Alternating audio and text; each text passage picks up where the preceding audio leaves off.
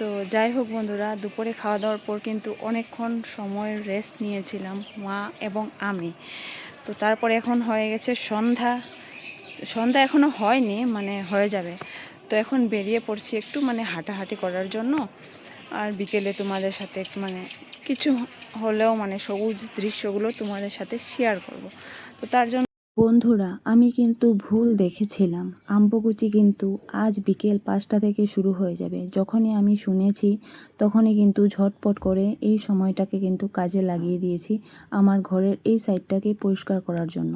প্রতিদিন এই সাইডটা কিন্তু পরিষ্কার করা হয় না, যেহেতু এখানে আমার মায়ের ম্যাট্রেসের সুইচ আছে। তো আজ ম্যাট্রেসের সুইচটাকে বন্ধ করে কাজে লেগে গিয়েছি, কেননা সাইডটা অনেকটাই নোংরা হয়েছিল। তো যাই হোক বন্ধুরা, আমার কিন্তু ঝাড়াঝাড়ি প্রায় কমপ্লিট হয়ে গেছে। তো এখন ভালো করে রুমটাকে ক্লিন করে নিয়েছি, তারপর কিন্তু চলে এসেছি স্নান টান করে মাকে খাওয়ানোর জন্য। বন্ধুরা, তোমাদের হয়তো মনে একটা প্রশ্ন আসতে পারে যে আমার মা এমনটা কিভাবে হয়েছে। সব কিছুই কিন্তু তোমাদেরকে শেয়ার করব। সবার আগে আমি মাকে খাইয়ে নেই, তারপরে কিন্তু তোমাদের সাথে শেয়ার করছি। আসলে আমার মায়ের 3 থেকে 4 বছর আগে একটা কি বলবো বেমার ধরা পড়েছিল, কোনো একটা অসুবিধা ধরা পড়েছিল। তখন থেকেই কিন্তু আমার মা এভাবেই বিছানায় সব কিছুই করে।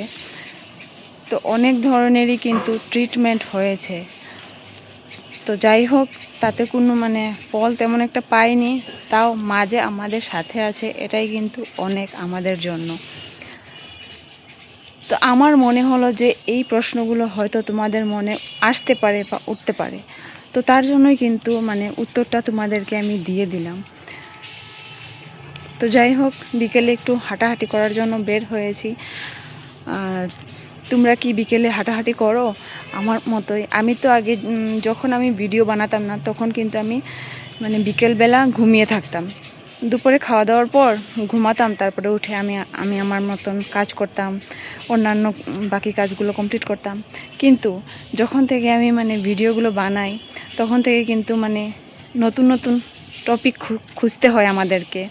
তো তার জন্য কিন্তু বিকেলবেলা একটু হাঁটাহাঁটি করলে এমনিতেই কিন্তু মনটাও ভালো হয়ে যায়, আর দু একটা ক্লিপ নেওয়া যায়। তো তার জন্যই কিন্তু এখন একটু হাঁটাহাঁটি করি আমি। আর আমারও হাঁটাহাঁটি করতে ভালোই লাগে।